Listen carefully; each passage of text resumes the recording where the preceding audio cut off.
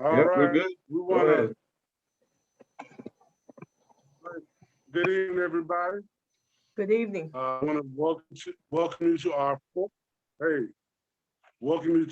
fourth Breaking Bread Assembly, virtual assembly this school year, presented by the parent liaison of Kennedy Middle School, myself, and Stefan Miller.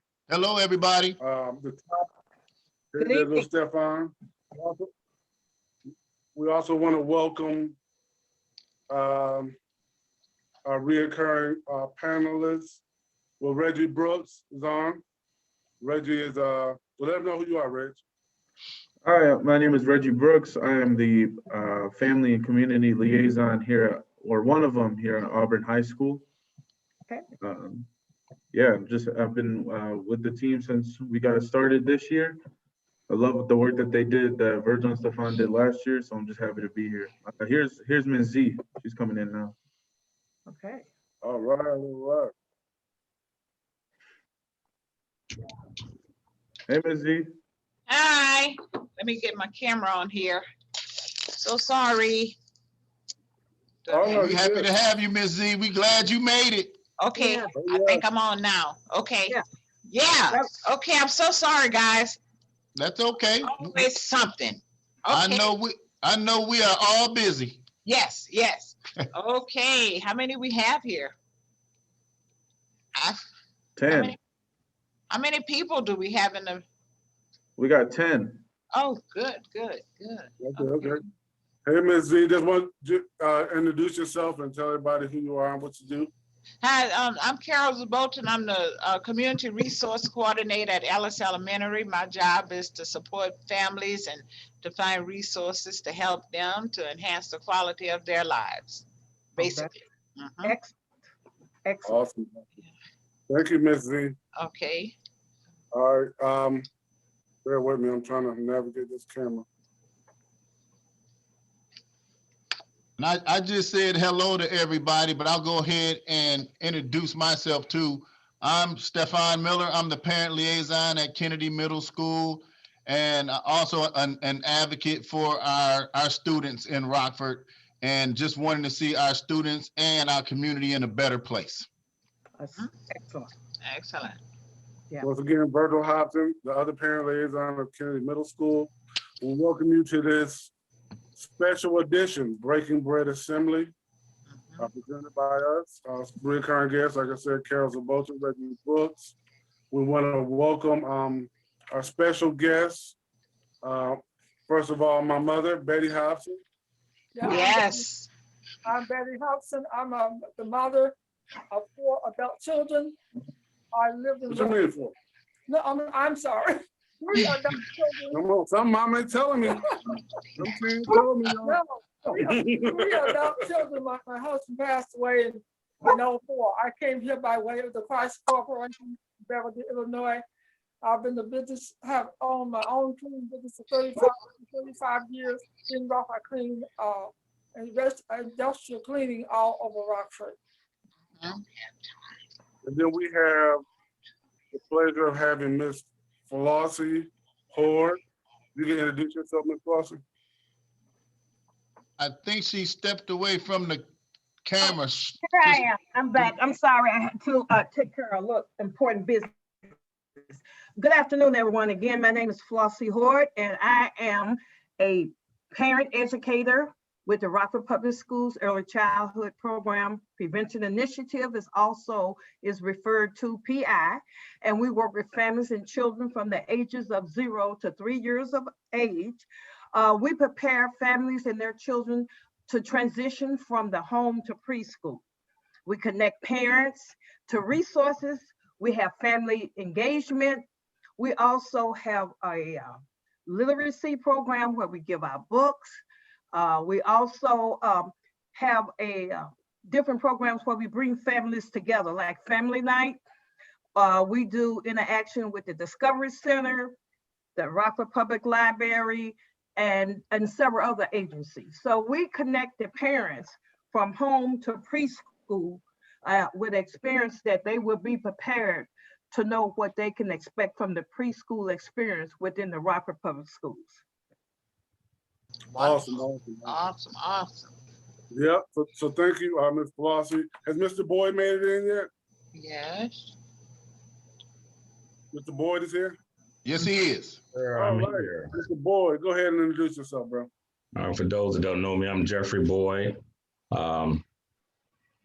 Used to be affiliated with RPS 205 as a behavior specialist. I guess you could say I'm not just known in the community as a community service person that deals with emotional behavior disorder youth. Currently working as a director of social service.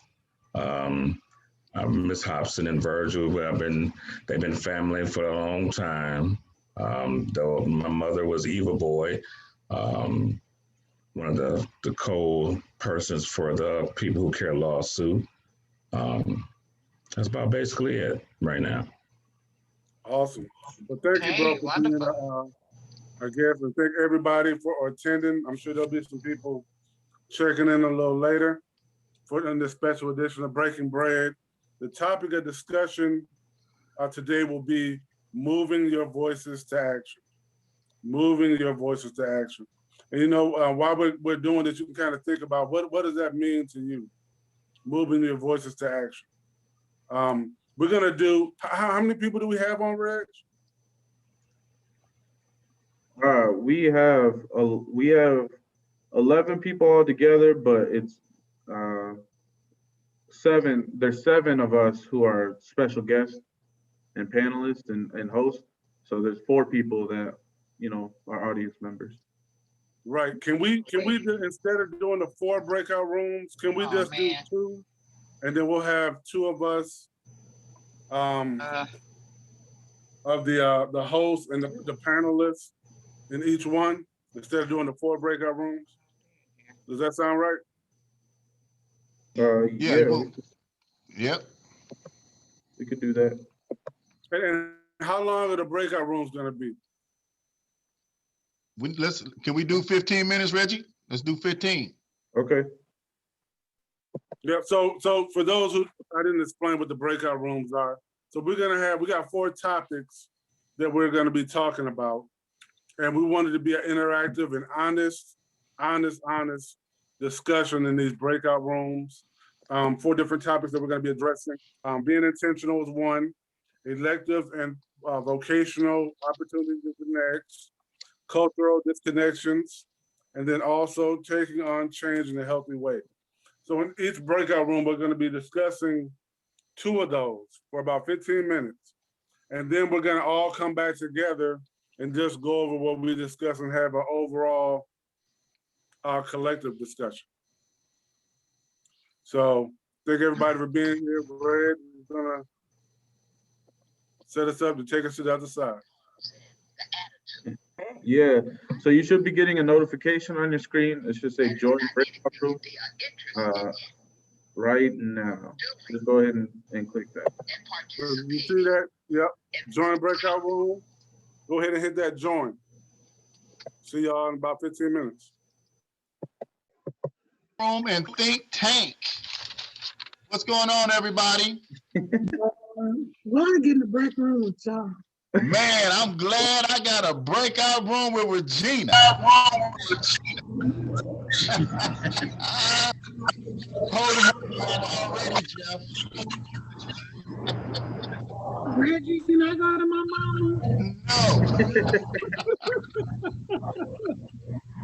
All right, guys.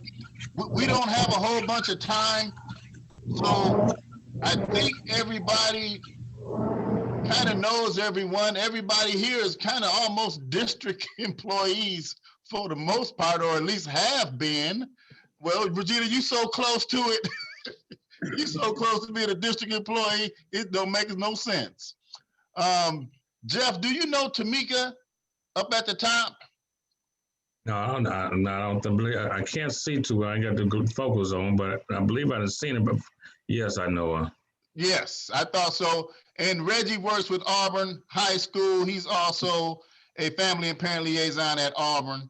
Hey, it's nice to meet you too. Nice to see you again, Miss Hobson. What up, my brother? Hey.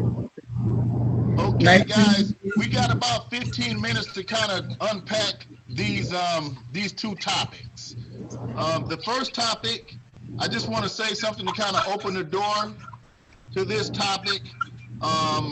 This is a think tank. In our think tank, you can do anything except not participate. Okay? In this think tank, you cannot sit back, do nothing. You must participate. You must pay attention and listen. You can do anything else. If you want to recline and lay back in your chair, you are more than welcome to do that. You can even turn your back to the camera if you keep talking. And just don't go to sleep and just do not participate. Or I'll be participating. I'm still at the workhouse, so I'll be participating as we go. there you go. That's all we ask. I'm going to start out with something. We all have a common goal, and that common goal is we want to see children in Kennedy Middle School be successful. I'm going to go I'm going to go 2 steps further, and I'm going to say that we want to see children in the district be successful. But I'm going to add another tag, an ear tag to that.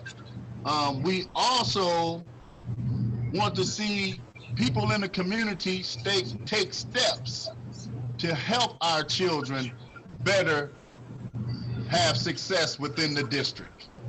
Our children are, of course, children. They're unable to speak up for themselves.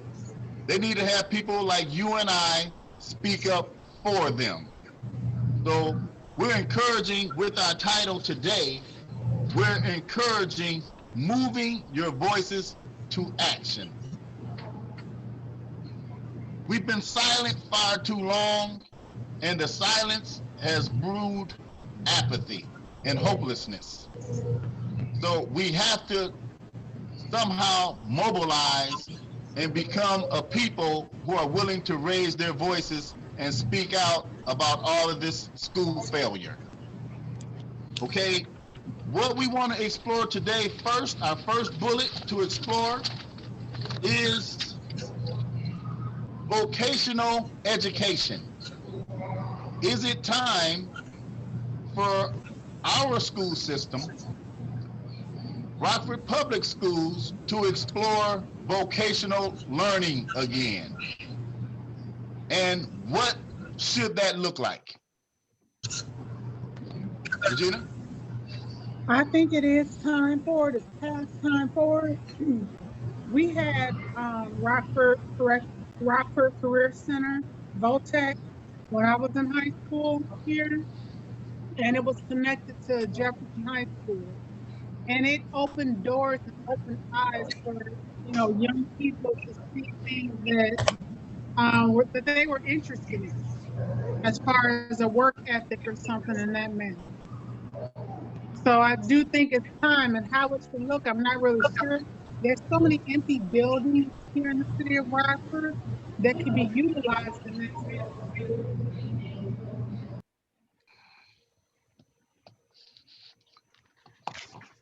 Anyone else have anything else to add to this? Also, it's important that when we go back to the breakout room, we want to pick someone who's going to unpack what we discussed.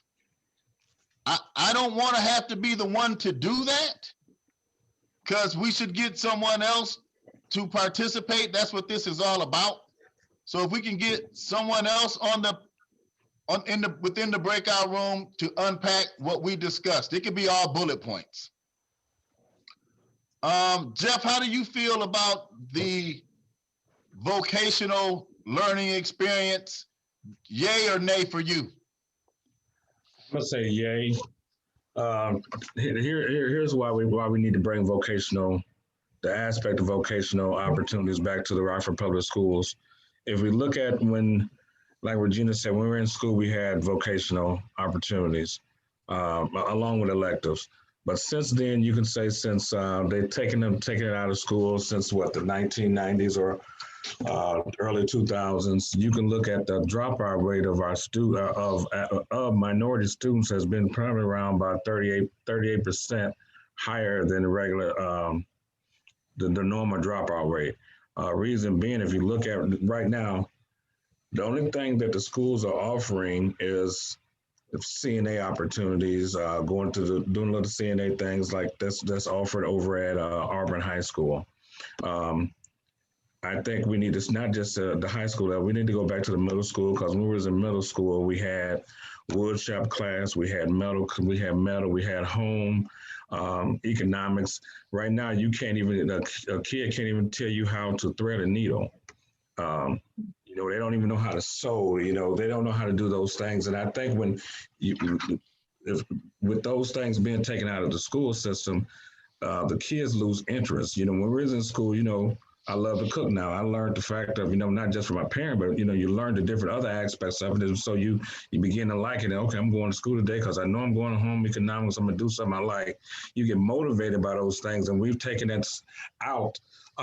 They come up with all these reasons. The reason they're taking those vocational things out because they can't find qualified teachers. And we know that's not true. The money that's been allocated by the government and the local state for vocational programs, I think we have to raise our voice and find out, where are we putting that money at? Where is it going? You know, we don't even know the kids, there's nothing for the kids to do no more. We don't even have typing in school no more. I was just talking to my receptionist, and I told her I needed to sign something, and she printed. I said, "You didn't learn cursive in school?" She said, "No." We don't even have that type of the learning. Kids don't know how to read in cursive, write in cursive. We don't even have keyboard in school. When we was in school, we had typing. If you couldn't pass typing, you couldn't pass. So I think we need to go back to the basics. You know, and this is where it's important for us to, you know, start speaking up. I think a reason that a lot of parents and are not speaking up is because they're afraid, you know, and we have to get back. What are we afraid of? What can they do? We got to speak up. You know, if we can catch a ride to go to different other places, we can catch a ride to a board meeting. Absolutely. We find excuses to do the things that's necessary for our students and for our children. But when it's something positive, you know, we got to do something to motivate the parents, you know. Another thing too, when we were in school, you know, parent liaisons and those, just like you and Brooks, Virgil, and yourself, you guys are the community. Now we don't have nobody that's willing to get out the community, and just like they did the people who care lawsuit. Okay, you need a ride. Okay, we're going to, we have to get back active and voice why we want these things back into our school district. Absolutely. Yeah, Reg, you got agree. something to share? You said me? Yes, sir. Yeah, I was just going to say that I agree. I agree a lot. I think to your point about, you know, needing to be involved in parents need to be involved in the board's decisions. I don't think the board does a good job at advertising when voting is to switch out the board members. I mean, we had voting yesterday, and I didn't know about that until yesterday. You know, I think the board needs to do a better job advertising that. But I do think that it is on our parents to care about it, because even if they do get told, I can't imagine everybody in Rockford showing up to the downtown building wanting to vote for a board member. But as far as the initial conversation goes, I just wanted to say that, yeah, I think vocational learning should be in schools. I think we're borderline vocational because of our academies in the high school. At least, you know, we got the service academy. Like, you work towards a certain field, but not a certain job. So it's just, I don't know, it's less focused than it needs to be. Yeah. But I think they're just trying to do things systemically, which, you know, we know doesn't work for everybody. But I think that I think the reason the dropout rate is so much higher than it was back then when we had vocational learning is because students who live in these areas want to get out, and they don't want to learn about, you know, what a plant does when it doesn't get enough sun. They want to learn what they got to do to make money to get out. to go somewhere else. So, I think that plays a huge factor in it. And I think that our district was not thinking about those students when they made that decision. You are, both of you and Tamika, hold your thought for just a second. You're gonna be next. Jeff, you and Reggie hit on two good points. Virgil, Jeff, we don't get out into the public like we used to. We're not doing grassroots efforts like we used to. Virgil and I are getting out into the public, and it's like an anomaly. People are like, man, this is completely different. Where did this come from? Well, people used to do this all the time when I was a kid. Me and Virgil actually tapped into something that was done a long time ago and decided to do it again. So we got to get back to doing those things. Reggie, you mentioned that kids don't want to wait for gratification. They like the instant gratification. They want it now. That's one of the reasons why Virgil and our program is so popular, because kids are able to get that gratification right away after helping shovel that driveway or helping do the landscaping. They're able to get a reward right away. In one way, you don't want to teach that, but if you can teach that to a kid while you give him other tools to be successful, it's okay. It's all right. If you share with them, hey, you're not going to always get money right away. Sometimes you're going to have to wait. If you can give them those tools and make them understand that you got to be respectful, you need to be polite, you need to be on time, all of those good staples. If you can do those things, it's okay to give that child somewhat of an instant gratification with giving them the money immediately after they do the service. If I can say this here too, let me, I'm sorry to interrupt, but it's just like, I've been looking lately. We have all these different programs. People are coming up with different programs and doing these mentorships, if you would, so to say. But out of all the programs that I'm observing and seeing, I have to say the one that what you and Virgil are doing is totally different, because right now you can't grab a young kid now. Let's start in middle school, 7th grade. They don't know how to cut grass. They don't know how to shovel snow. They don't know how to do those different things. And I think, I'm not going to say you can't fault, if they're not being taught, you can't fault. A lot of people like to blame the parent. You can't blame the parent, because if, you're not giving that kid the initiative to, okay, this is how you can make some money. You ain't got to be out there in the corner. You cut grass. I think those things was key, because when we were coming up, and I don't know everybody personally, but I can spend, well, Regina, I know growing up too, our parents, you can go, you want $5, go, I'm gonna show you how to cut grass, how to shovel snow. Right now, if we teach our kids right now, the United States Department of Agriculture is looking for African-American people in general to farm. First thing that, you approach a young kid, I don't want to do nothing with farming. This ain't slavery time, but they don't understand the economic outcome of that. If the government is going to pay you to grow this, give you a loan for 10 years, and you show a profit and you show that this is something that's needed within the United States and the community, you don't have to pay that back. What I am upset with the district is Auburn High School. You have the CAPA program, you have those programs, but if we go, Guilford High School has a teaching kids a credit union. Look at the zoning of where those aspects that you're teaching kids over there at Guilford how to have a checking account, credit union, and those things.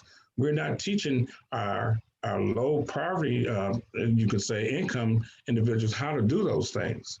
And I'm just going to say, I taught my son who graduated from Jefferson, I taught him how to do applications, but when he went to fill out an application now, he really, what could he, he didn't know how to fill out an application out properly. I had to teach him, we had to teach him, but now with these vocational things, and if I'm not mistaken, correct me if I'm wrong, we used to have small engine class, vocational classes in school. That's gone. You know, we also had the home economics where you actually did learn how to fill out a checkbook and balance a checkbook back in the day. And you know, Reggie mentioned that they're doing those kinds of things or getting to that degree in high school. But I think we need to start earlier in middle school. So when they get to high school, they're accustomed to it and a little bit used to it to where they won't shy away from it and drop out of school. I don't want to belay too long. We got Tamika. I'm sure she's chomping at the bit, ready to say her piece. Go ahead, Tamika. I agree. I think it should come back into the schools. You know, I remember in high school, took wood shop. I still have the shelf I made. I took sewing. I still have the jerseys that I made.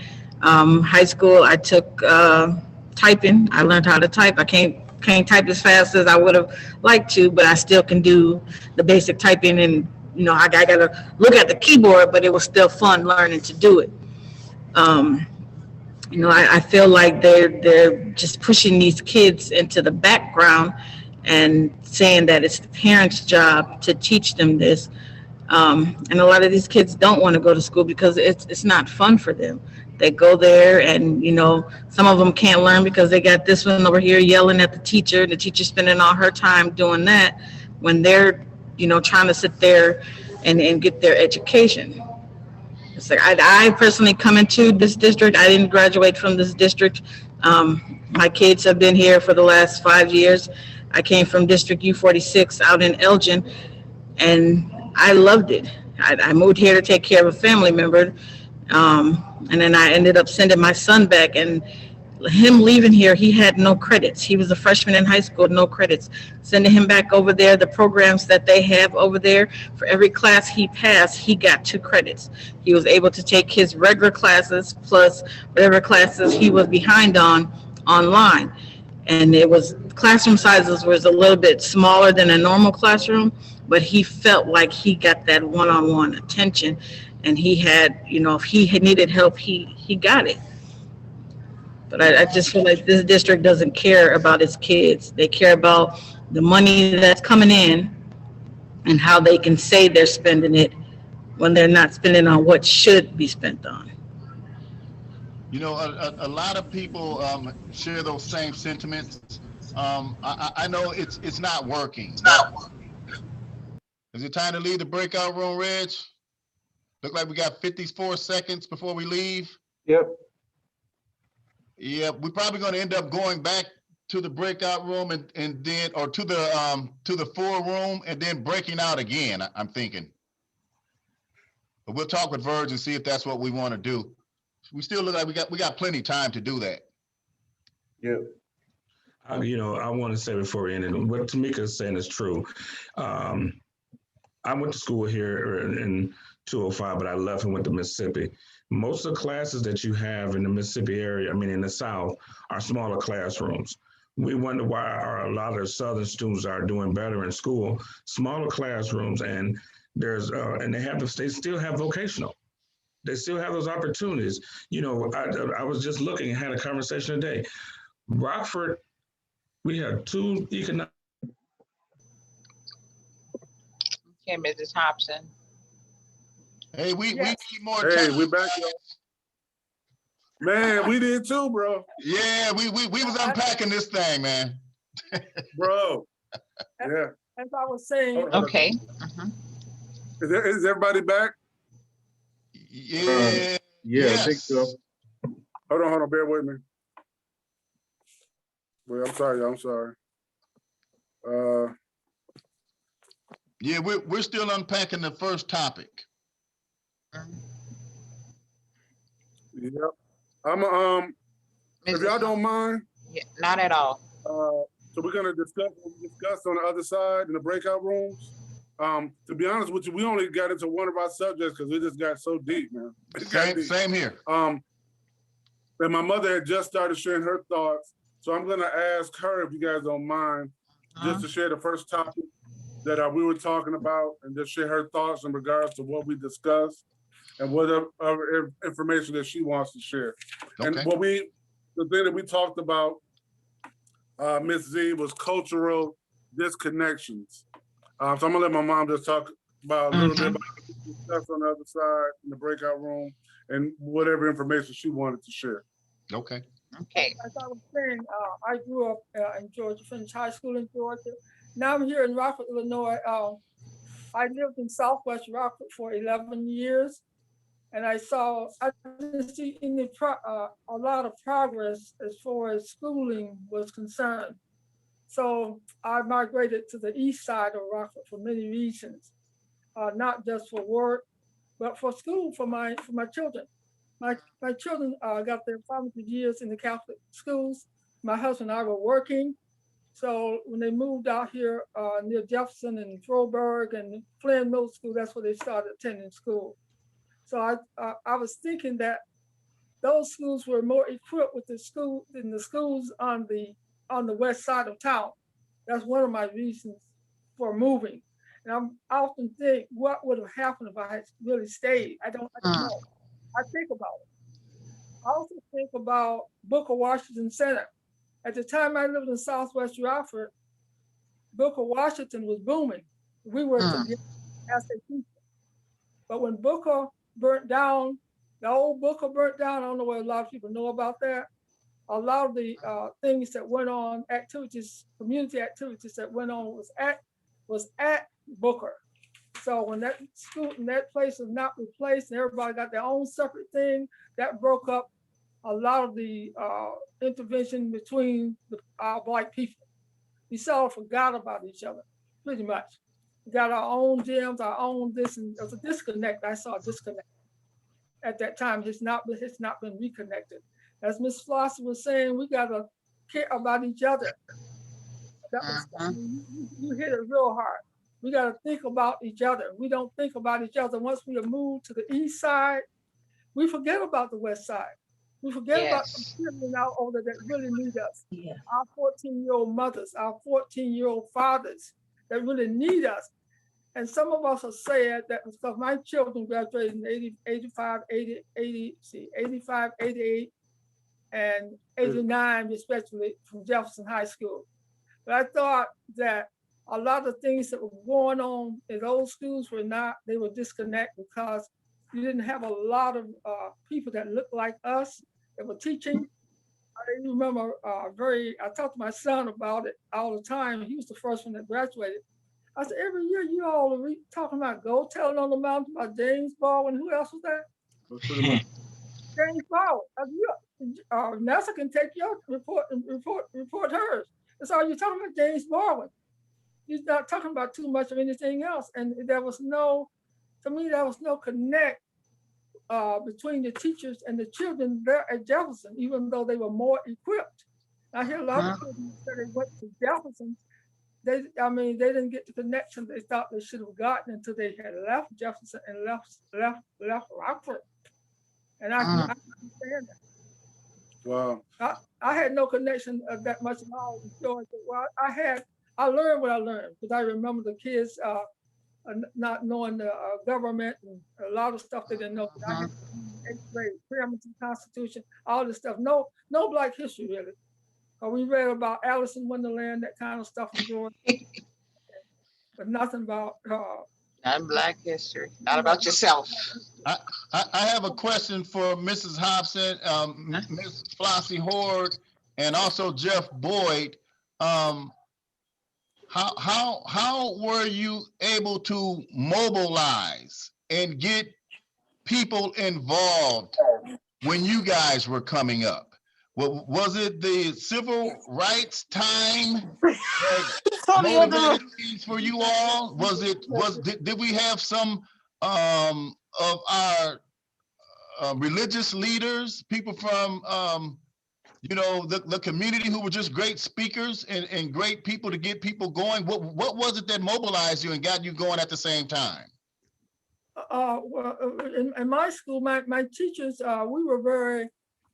We had each other, but we were very poor for as material things. So a lot of times I would work and then go to my teacher's house to do her encyclopedias to do my studies. The teacher was interested in that I learned what I learned. I wanted to go to college, but because of the money situation, I never got a chance to go. to college, I went off to New York and worked and sent things back home to help my other sibling. I had 4 other siblings to graduate from high school after I had graduated. I didn't see anything as far as me going to college at that time in 1958. I graduated from high school in 1958. Mhm. I did take my children back to Georgia to see them, let them see the water drawn out the well, a 3-room shotgun house. What people don't know what a shotgun house is. I grew up in a shotgun house with 9 children, my mother and my father. And how we lived that, God knows how we made it. We made it. Yes. I took my children back to Georgia Love. to see where, and I still, and my great grandchildren to see where I grew up at. And Virginia can tell you a story about that. And when you guys were unable to get the things that you wanted, how did you come together and get others to help you push for what you wanted, even in your young adult life? Oh, I had to move away. Mm. I moved away to New York, and I worked in the Jewish homes. And I was making when I left Georgia, I was making $15 a week. So hold that thought, Mom. What? So what you're saying is What are you saying? that people weren't working together like they should back then. No, they weren't. They weren't supporting each other like they should have back then. No, they weren't. From your experience. No, our people weren't. It's sort of like they did what some of them did what they could. Some of them did what they couldn't. What they should have done, they didn't do. And I said, if I ever get wrong and see a kid running around, no shoes on, not dressed like they should be, I'm gonna step in. That was going on when I grew up. Yes. Some people that had a more means thought they were better than I was, and people that were a different color than I was, they were better than I was. They thought white was right. Oh, wow. Yes. Yes, Mrs. Hobson. But you know, I didn't have that experience to a certain extent because I grew up on a large farm in the South. So we didn't have a lot of social interaction with other kids. School was our getaway. That's where we went to meet friends and see something different between that farm. The only thing we seen maybe once a day was a mailman, and that was it. But it was the foundation. The foundation back then when I grew up, it was the family, it was the grandfather, it was the uncles, and it was African-American teachers that don't care how old you were, you weren't too old to get a licking. We had a professor named Professor Taylor, and Professor Taylor would come into classrooms. He would go through, we went to the 8th grade, Palmaternal School. He would take a day and go into a classroom, rotate. And he would come in and he would call your name, and my maiden name, Taylor. Taylor, what is today? What's today's date? Then he would say, okay, go out in the hall and come back and tell me what time it is. Now, I didn't even know what a clock was, let alone tell time, because that's just how poor we was. And when he realized that you couldn't tell time, you had to go out and stand in that hallway until you were able to learn how to tell times. I mean, this is fact. Yes. The other thing that happened back then, there was a sense of pride and value because we would take down the American flag. A child too would have the opportunity to go out, draw the flag down, fold it, bring it back into the school and present it to the principal. See, that was the foundation. Poor as poor could be, couldn't even afford to be poor. But they planted those seeds of hope. And don't care how poor you were, they never allowed you to think that you could not achieve. Went to segregated schools, segregated business, couldn't go to the front of the business, you had to go to the back. But it was the foundation that was planted there. Watch Dr. Martin Luther King march through Henning to Memphis, civil rights movement. Observe cross being burned in the back of our house. Observe the KKK signs up when you would go into the town. So all of this is not new, but what we did have was a sense of togetherness, sharing. If I had a piece of bread and Mrs. Betty, let me say Betty, and Yes. Betty needed something to feed her children, or she was hungry, her children were hungry, I shared my bread with Betty because we had a sense of sharing. But My you mom have to shared- my understand this, and I'm gonna say this, and I'm gonna be quiet. Right now, we have opportunities that we're not taking advantage of. I agree. So we cannot blame the system. How many of our parents have library cards? How many of our parents go to PTO meetings? Parent advisory group have a meeting every month or so. We have activities where parents can actually engage in the learning process, but because they don't understand the value of it, they don't engage in it. Our program is an excellent program. We were going into the home, sitting down with parents, taking developmental activity, focusing on motor, cognitive problem solving, social emotional, fine motor, developmental activity. So by the time a child left our program and we prepared them to transition into preschool, parents knew what to expect. And I'm not gonna say it was smooth sailing all the time. Books, literacy, books on top of books. So the foundation is that we have to go back to teaching the fundamental principles of survival. Mrs. Hoarde, do you think it's possible for us to recapture that? Do you see we putting boots on the ground again and going into people's homes, teaching those very things you mentioned? Do you think that can be successful now? I think with the pandemic, the way it is, I don't think we can actually go into people's homes, but I think we can do what you gentlemen and ladies and gentlemen doing tonight. You capture the home, Zoom. And that's the same thing RPS 205 and other business and social agencies doing. We can't go into the home, but we can put you on the video. We can have a reading night. We can have a family feud night. We can have all kinds of activities through technology, because that's where we headed to, technology. It's going to be technology driven. So yes, we can connect some socially, but I think technology is going to be the way of the future. And I think we have to find out where we are spiritually. We have to. Where are our spiritual leaders? Where are the churches at in this? Amen. Yeah. You know, if I could say something too right quick, you know, to piggyback off what Ms. Hoarde is saying. She said something that was the two things that we have lost within our community: foundation, and we have lost our spiritual leadership.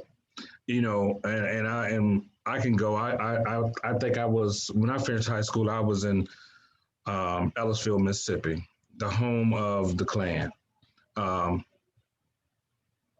When one family didn't have, the church helped provide. When someone else didn't have, you know, I saw my aunts and uncles all say, well, we need to do this to take care of this family. We lost that aspect because we've gotten to the point where we think that some people have the mindset that they're better than those. Virgil right. And Regina and Ms. Hobson. I wonder when we moved to Rockford, it was just me and my sister at that time. I always wondered why my mom always had a big house. And I can't remember, and Virgil can correct me if I'm wrong, I can't remember my mom would come to my mother and say, well, Miss Board, I don't have nothing to eat. I don't have nowhere to stay. I can't tell you as a child growing up that a house was ever empty because she was willing to help people. Now you can go tell somebody that you this, and the first thing they want to do is belittle you and not help.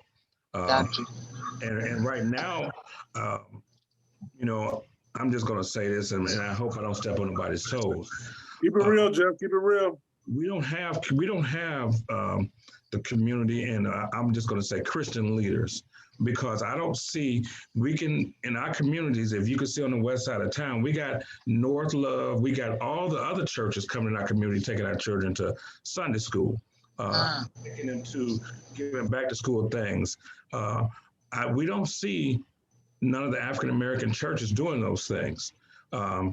Because there's no benefits. The church is a church where you go worship, but the church is within you. But the problem I have with it, a lot of pastors that do have the churches, they look at it as a business now. If they're not reaping the benefit, they're not willing to help. And I'm just going to say this, the Virgil said, keep it real. A lot of preachers that's in the pulpit, a lot of them wasn't called to preach and be leaders. I'm just gonna say it. I just say it like it is. A lot of them are not leaders. They're just there because back then, doing people who care. You had the people that was church leaders. You had all these people that was all active. Now those people have died off, and you don't have people are scared and ashamed to get involved or say they need help. So I think we have to bring that foundation and that the trust within the community, for the community to trust that people are willing to help them. I think that's what we need. Agreed. Hey, due to time constraints, because we got about another 20, 22 minutes, can Reg or Stefan or anybody that was in the other breakout room share some of the things that were discussed? And we probably got to continue to build on it. I know you guys weren't done.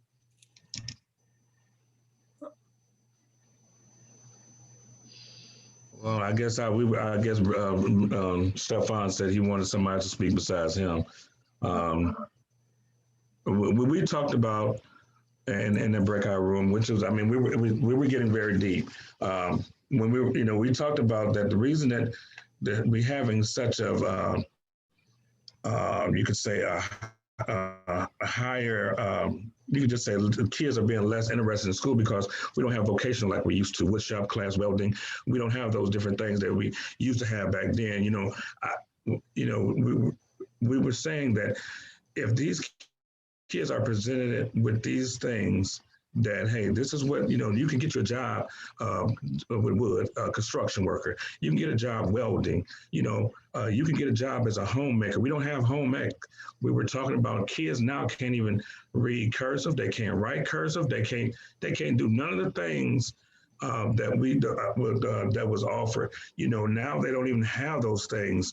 And the question that I presented to the group, to our group was, we know that there's funding that's being given to the school district. So where are you allocating that money to? You're not allocating it for our community. So, I just have, that's basically we got that deep with it, but we was pulling back some more layers. All right. And if I could add to that, go ahead, Reg. Well, I was just going to add to it too. I was just going to say one of the points that was brought up was that we don't think that our school district, when they got rid of vocational learning, we don't think that they were thinking of students on this side of town, because students on this side of town, they're trying to make money, right? They'll do what they want. They're searching for instant gratification, as Stefan put it, and they don't want to learn what happens to a plant when it doesn't get enough sun. They want to learn how to mow the lawn. They want to learn how to, build with their, build something. They want to learn how to do computer design or whatever's going to help them right now in their next steps as they move forward. That's what they want to learn, because so much even now, I'm sure everybody's heard it who works in a school. Students doing something and they're like, oh, I don't even understand why I got to learn this math. I'm not going to use it in 3 years. And, sometimes they're right, but they need that to be able to learn. But, sometimes they're right. I don't understand why they need to do half the things that they do here, because as Mr. Boyd put it, you know, over at Guilford, they're learning how to do taxes, and they're learning credit union stuff. Why aren't our kids over here learning how to do that stuff? Why aren't our kids over here learning how to manage a bank account, manage their finances? Why aren't they learning financial literature? You know, a lot of it has to do with the clientele that we have over here versus the ones that we have at schools like Guilford.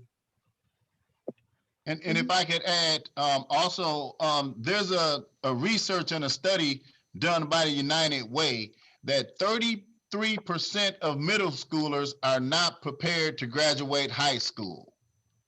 So they're already looking into the deficiencies that our middle schoolers have. I know here at Kennedy Middle School, many of our children who are 6th, 7th, and 8th graders are reading at below 3rd grade levels. I had a young man in my classroom just yesterday. He was struggling reading 4-letter words like bank and cake. He was struggling reading those words. He's a 7th grader. But who responsibility is that, sir? I mean, really.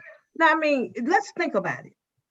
Our parents, not all of them, they make sure their children have the latest technology games, cell phones, gym shoes, clothes, fashion, but books, sitting down reading with them, trying to get them to invest in education at an early age prior to them growing up, falling in love with the world. And that's where we're losing them at. And I say this because it's true. The position that I work in, focus on literacy, United Way, success by 6, books on top of books, on top of books, on top of books. And you start when they're babies. You don't wait for them to get 6th and 7th grade. When they're so far behind, they are embarrassed. So when I think about what you said, it's true. God knows it is. But my pain is, how do we turn this around? You have children raising children. You have children raising children. You got droves of little kids. Their parents is like 14, 15 years old. So what can we do about that? You got mothers getting the food and they don't even know how to prepare it. All their kids really know about is McDonald's and Burger King. Oh, yes. Right. That's why I say it's our responsibility here in the district, because we do have parents who don't have education themselves. Yeah. And those who don't have the maturity to teach them children or to make sure that their children learn. So it's incumbent upon us. What do you think we can do to eradicate that situation? There's so many young mothers, 23-year-old mothers with 5 children.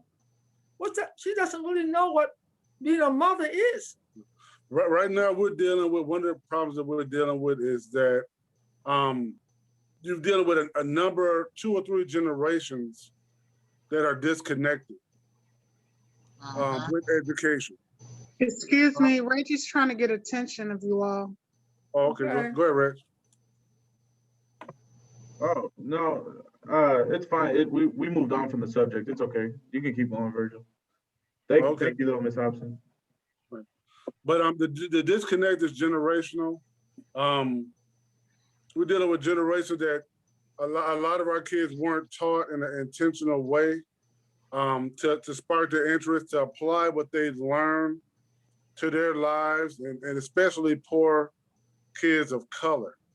So, and I feel what Ms. Hoarde was saying as far as, you know, they got the latest shoes and gadgets and all that, which is disappointing, but at the same time, why does those things spark their interest? Why are they excited about having those things, but not excited about education? What really matters? What really matters? And everybody wants to have nice things and that, but when you grow up and you don't have anything, and your children don't have anything, and you find a way, whether it's a good or bad way to get some of those things become meaningful to you temporarily at least? It's a learned behavior, Virgil. Yeah, It's a learned behavior because if I, if a child see mom and dad, oh, I got to get these Jordans, I got to get this. It's a learned behavior. So and we that's what generations deep in it. It's just not this generation. no, and that's the problem. Going back to what your mom said, when we first relocated here to Rockford, you used to Booker Washington and even out there in the center out there in Concord, they had classes for parents to go to get their GEDs, because it was right there in their community. Now we don't even have that no more. They don't even have that right there. Those local community centers, they saw, well, such and such next door, she going down here to get her learn her GED. So you had that motivation right there, but we don't have that no more. Exactly. So this brings me back in my mind to our topic of this assembly, moving your voices to action. How many people we got on here? We got 12. We got 12 people on here. And the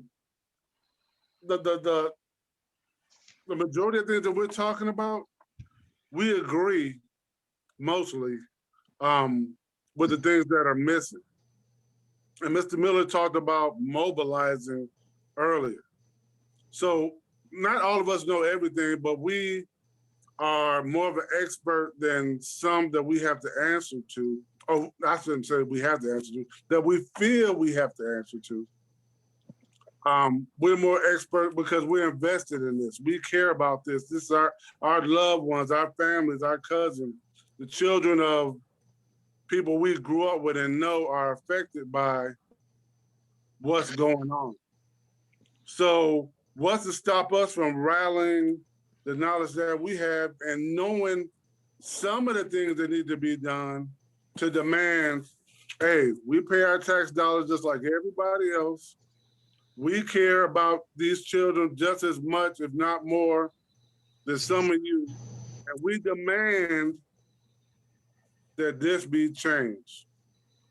Well, And it starts at home, but at the same time, we pay for the school district. We pay these people that are employed within the district and attached to educating our children. We pay, that's coming out of our pocket. That's not. Have you ever been told who your leaders are? So we have a voice, and we have not even a voice, we have the greatest voice in that. well, how can we, as a people, I mean our Black people, connect with the people that actually run the city of Rockford, the mayor, chief of police, all of this?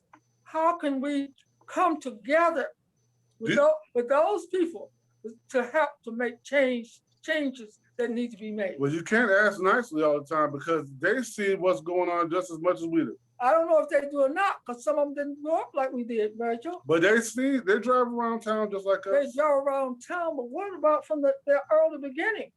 From their early beginning, they don't realize, like some of the white teachers don't realize the plight of the Black children because they've never been there. They've never done that. One thing that they're really good at is collecting stats and data. Well, Just take a look at some of those stats and data, and that'll tell you what's missing and what's going on. No, But I'm sorry. Okay, but who are your leaders though? When you talk about it, have you ever been to a meeting and been told who your leaders are? Your leaders are not the one out here in the trenches trying to change things. They have designated who our leaders are. Mhm. And Do we long have as that our leaders sit behind closed doors and make decisions that's not affecting what's taking place in our community, you cannot get a seat. Right. It's gonna take a mobilization of people that's actually concerned, and you may have to step on some people's toes. Absolutely.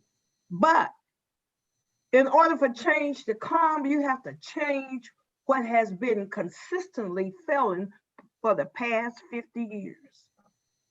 Because we have chosen leaders. We have people that speak for us. The only thing about it, we don't know what they're saying. It used to be a time they would come back to the church They would speak to the congregation. They would share with the congregation. They would have guest speakers coming in. We don't have that anymore. So how do we change that? You have to change it by letting them know that, that those individuals that they've chosen are not, we have to hit the pavement and let people know that the ones that's been chosen are not the ones that's speaking for us. Because if you look at, I don't know, when Ms. Hoarde just said something, if you pay attention, every time they say they meet with community leaders, there are 5 pastors that are always on the front cover of the paper or always being talked to. And I have to agree with her 100%. I ain't heard none of them come back to the church and discuss anything that was discussed when the mayor that met with them, the police chief that met with them. So I have to agree. These are people that's been chosen by them as our leaders who are in agreement with anything that they do. Amen. Yeah. So we don't have to just sit back and say, especially we don't agree with the direction they're going, that's our leadership. That doesn't represent us. Even though maybe they say it represents us, but we know it doesn't. I don't see how we cannot come together peacefully and solve some of these issues that's going on. To me, rebel, you can't do it rebelling. I don't think so. I think My fear is if we don't do something in the next decade, I'm fearful of what condition the West Side is going to be in. I've been at Kennedy now 5 years. Okay. The numbers of children failing is increasing. The disconnect with school and our kids is broadening and widening. I just fear that we're not going to have anybody graduating who's coming out of our school except very, very, very small numbers. And what's going to happen to our west side of Rockford if that continues? I just want to add something here that, I think the way that we do it peacefully is we acknowledge the differences between the tables that we're being invited to and the ones that we want to make. Because the one that we want to be invited to or the one that they have, that table is a table that's built off of oppression, racism, discrimination. We want to build something else, right? We want to build something else. We don't want to come to that table because they're not acknowledging everything that is wrong with it. They're not acknowledging what it's built on. So if we build our own platform, right? And I think that's what Ms. Hoarde is leaning to. If we start, it starts in the home. It starts with our community coming together and wanting to build this platform. Then we can bring the two tables together. But as long as both parties are fighting for this one table, it's always going to be a fight. But if we just let them have that and we build our own, and whatever that looks like, we come up with our own solutions. We come up with our own community leaders within these homes, and we teach our parents, because we keep saying that our parents don't know how to do this and do that. We teach them how to do that. We teach them how to do this, and we get them to where we get our community to where it needs to be in order to stand up for itself. Let us be real for a minute right now, guys. How many parents of Kennedy or other district schools do we have on here right now?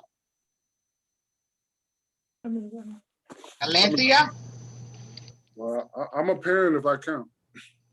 How many parents you said? Of Kennedy or other schools in the district. Yep, or other schools in the district. How many can you raise up your fingers of those parents? I'll say me. So we have, is it 2 or 3? Alethea, are you still on? Yes, I raised my hand. Okay, yep, we have 3. We're talking about currently. Oh, okay. We have 3. So in my opinion, those 3 parents should be contacting Virgil and myself, Miss Z or Reggie, to find out what our next steps are. That's just in my opinion. Unless they've talked to some other leaders in the community who have ideas about how they can mobilize and move forward. Yeah, actually, this is Olympia. I'm a para at Welsh Elementary. I have a student there, Guilford, and my son graduated from Guilford. He's a college student now. And myself, my husband, Ms. Z, who is actually my mom. Okay. So that's kind of what I grew up doing, and I continue to do. I feed families at least twice a week in the community and go out, just provide, like you guys were saying, no judgment at all. If I see a need, I just take care of it if I can, the best I can, you know. Yeah. And what I hear, guys, we are the ones who are in place, who are doing the work. The ones who are on here now, we're the ones who are doing the work. We need those who have students who are not educators or who are not working in the District 205 to attend these meetings. And it's a struggle at this point getting them here.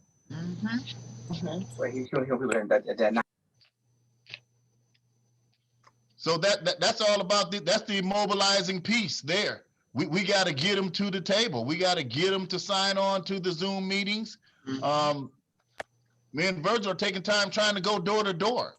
We're trying to create situations where we're working with their children in the community so that we create an avenue to get to the parents. That's why Virgil and I started working and doing the snow removal. The actual piece was to get the connection with mom and dad. If we work with the kid and he's working with us outside shoveling snow, we have to now have some interaction with mom and dad. Yeah. You have the child's ear. Yes. Hey, family, we got about 2 more minutes. I want to pose a question, if I may. What do you think was the winning factor in the state of Michigan, Georgia, I think, was it Pennsylvania and Wisconsin? What do you think was the motivating factor that got so many African-American people out to vote to the point where they wanted to have 20 counts to make sure the votes were right? What do you think motivated them? I think it was anger. I think they're angry with Trump. I think the idea was that they realized they mattered. You can make a difference. All you have to do is let your voice be known through the ballot box. And that's the same thing we need to say to parents. And we can't just say African-American students, because we know we have other students that's at a disadvantage. But we can say, if you're willing to come and break bread with us, regardless to what race you are, and you have the same compassion we do, we welcome you aboard. But our main focus is to uplift the community where we live, where our children are dying, 15, 16, 20 something, they're dying. And I think about, and I shared this with Mr. Virgil. Look how many successful people that graduated our RPS and went on to become famous to a certain extent. How much money have they came back to invest back? Because I know they understand, they went to school, they lived, they understand the issues that we face. Why can't we tap into some of those resources? Why can't we say, we need you to come and do a basketball camp? You know, we need you to come and take 6 boys and take them to a basketball game. You know, parents' permission, parents go. Why can't we expose these young people out of Rockford? Because what hope do they see every day? Who's coming back dressed in a tie, a 2-piece, 3-piece suit, saying, come on, I want you to come into the business world. I want to mentor you. I want to teach you how to manage money. You know, I want to teach you different aspects of survival skills. It's the staff members, like, here at the Zoom meeting. So we need a collective body. We need a Fred Van Vliet. You know, we need that. See, you We said need it. all them people to come back and invest in our community. Even though he give back, we need more. So our children will see that it pays to be educated. Basketball is good, but besides basketball, what else are you going to have to fall back on? There you go.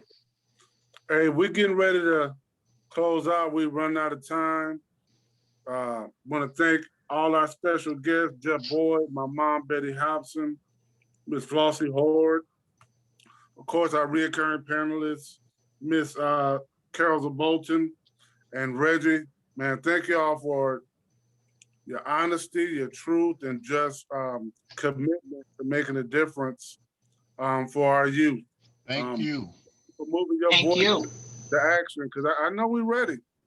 The time's at hand, and you know these young people, they ain't waiting on us, so we got to catch up with them. Yes, Right. absolutely. Yeah. But thank you all and all our guests, everybody that came on. Thank you, thank you, thank you. We will be sharing this on various platforms because it's been recorded. If you have any other thoughts or resource information or whatever to add to it, please do. And I'm hoping everybody has a great weekend. Anybody got anything they want to share before we check out? Let's give a scholarship. Let's give a scholarship. Let's start a scholarship, Breaking Bread scholarship. A child at Kennedy that's failing. A child at Kennedy that bring their reading scores up. Hey, I Let's like that. Let's put the I money. like that. Let's see how much can we gather together, Breaking Bread. Let's put some money together and see what we can offer a child, because that child has decided I'm better than this. Hey, I think we can do that, guys. Let's talk about that further. Yeah, we need to do that. We need to do that. I want to say a lot. Yep. Each one teach one. Yep. That's right. That's right. I just want to say thank you guys for this platform, and I see such great potential with it. We definitely need to continue it and make it as big as it can get. Thank Thank you. you so much for coming. Thank you. Yeah, we'll be back on sometime next month, probably be on a Tuesday, but we will keep everybody informed. Hey, and make sure that you guys come back too. You know, we be shy in numbers sometimes. We've had more people on other occasions, but if we keep retaining those that we have, we can build more and more. Absolutely. Please join us next month. Got it. Oh yeah, this was beautiful. This is beautiful. Thank you all. All right, great. We're done. Hey, thank you guys for inviting me. Mrs. Thanks Hobson. for Thank coming. you, Jeff. I'll be back. Thank you. Yeah.